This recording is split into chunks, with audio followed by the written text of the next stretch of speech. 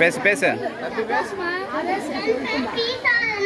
ஊராட்சி ஒன்றிய தொடக்கப்பள்ளி பெரிய மோட்டூரில் 2ஆம் வகுப்பு படிக்கிறேன். என்னை பாருங்க, இப்படி வெட்டிட்டீங்கன்னா எப்படி மழை வரும்? அதை பத்தி தான் நான் சொல்ல வந்திருக்கேன். பட்டங்காலத்துல வென்ற மனிதா உனக்கு சொல்லி தரவில்லையா? வரமளப்போ மழை பெறுவோம் என்று தாய் தந்தையரை பேணி காக்க மறந்த உனக்கு என்னை காக்க நினைவிருக்குமா? பறவைகள் வாழும் அரண்மனைகள் நாங்கள். மாநில மனிதா, உனக்கு காய் கனிகளை தந்தேனே, சுத்தமான காற்றை தந்தேனே. ஏன் பல நேரங்களில் நிலக்குடமாய் நான் இருந்தேன். உன் துரோகத்தினால் வீழ்ந்து கிடக்கிறேன். நாட்டிற்காக மரம் வளர்க்க வேண்டிய நீ வீட்டிற்காக அழகு செடிகள் விட்டாய். என்னை வெட்டி சாய்த்து விட்டு அங்கே அறிவிப்பு பலகை வைத்தாய்.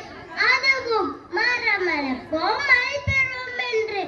அழிவை நோக்கி பயணிக்கும் மனிதா, சட்டங்கள் திருத்தப்பட வேண்டும்.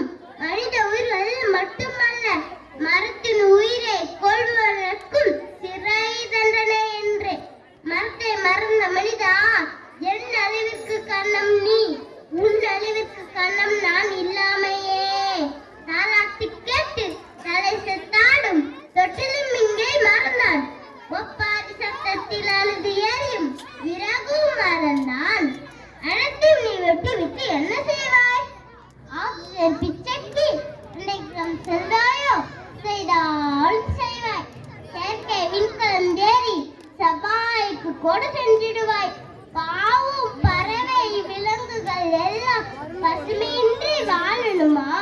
தினமும் பட்டினியால சாகணுமா? மரங்களை வெட்டுவதை விட்டுவிடு மனிதா.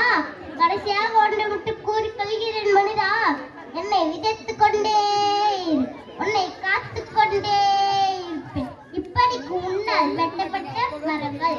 நன்றி, வணக்கம்.